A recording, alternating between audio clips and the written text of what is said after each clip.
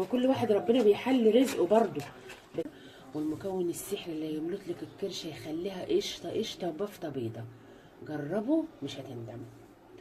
بصوا اسبرين ده بصراحه مش الاسبرين الاخضر، انا ما لقيتش الاخضر عندي فانا خدت الاسبرين دوت اهو.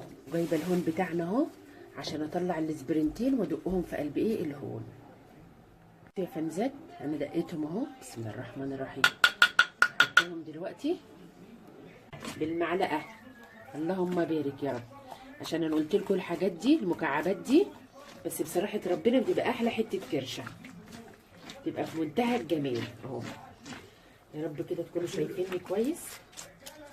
في ثانيه بتتنضف اهو. ده كله اديني وريتها لكم اهي بعد ما اتنضفت، وارجع لكم تاني عشان ما اطولش عليكم.